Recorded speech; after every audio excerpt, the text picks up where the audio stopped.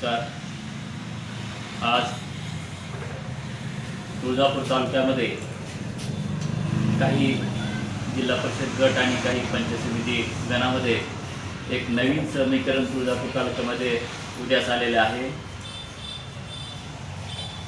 वंचित बहुजन आघाडी व राष्ट्रवादी काँग्रेस पक्ष शरद पवार गट आमचे दोन्ही तालुकाध्यक्ष म्हणजे तालुकाध्यक्ष मंडळीसाहेब आणि तालुकाध्यक्ष पाटील साहेब यांच्या एका निर्णयाने हे समीकरण जुळून आलेलं आहे। श्रद्धेय बाळासाहेब आंबेडकर यांच्या नेतृत्वाखाली आम्ही इथं तुळजापूरमध्ये अनेक वर्ष जनतेची सेवा केलेली आहे। तसेच यांनीही सेवा केलेली आहे पाटील साहेबांनी। तर हे सर्व सेवा येणाऱ्या जिल्हा परिषद आणि पंचायत समितीच्या निवडणुकीमध्ये आम्ही यश मिळवण्यासाठी भक्कम आहे।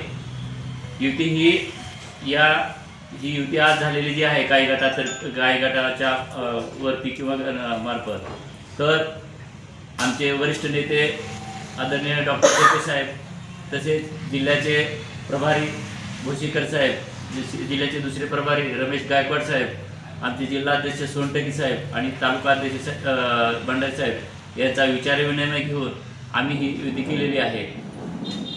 गेल्या अनेक दिवसापासून आमचं युतीचं बोलणं चालू होतं। या तालुक्यामध्ये महाविकास आघाडीला आणि महायुतीला सक्षम पर्याय देण्याचं आम्ही काम केलेलं आहे।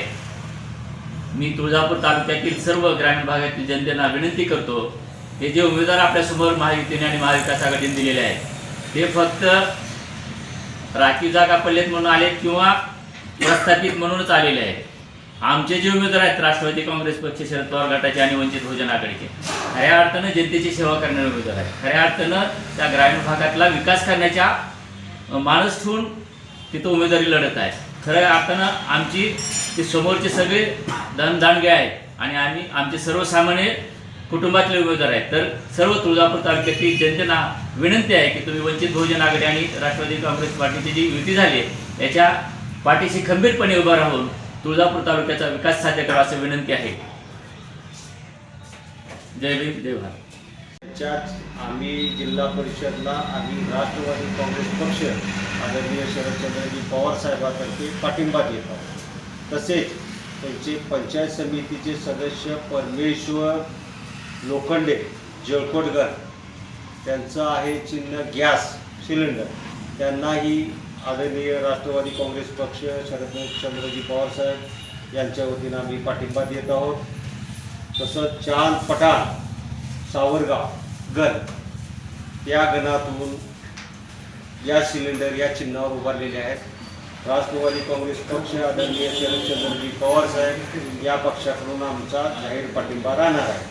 तसेच रोहित विकास देवकर सरगरागण ते पुरस्कृत असून यांचे चिन्ह आहे कब्बशी, त्यांच्याही आमचा राष्ट्रवादी काँग्रेस पक्ष आदरणीय शरदचंद्रजी पवार साहेब यांचा पाठिंबा राहणार आहे। तरी मी बाकी आमच्या नंदगाव गटामध्ये मैत्रीपूर्ण ठरलेली असल्यामुळं आम्ही त्या जागा आम्ही मैत्रीपूर्ण लढू। परंतु जी काय आज महाविकास आघाडी आज आदरणीय शरदचंद्रजी पवार साहेबांचं चिन्ह लावून महाविकास आघाडी झाली व महाविकास आघाडीला मत द्या म्हणत आहे, तर मी ज्या गणामध्ये आपली राष्ट्रवादी वंचितची आघाडी नाही तेथील राष्ट्रवादीच्या कार्यकर्त्यांना मतदारांना मी जाहीर आवाहन करतो की आपली कुठलीही महाविकास आघाडीसोबत आघाडी झालेली नाही।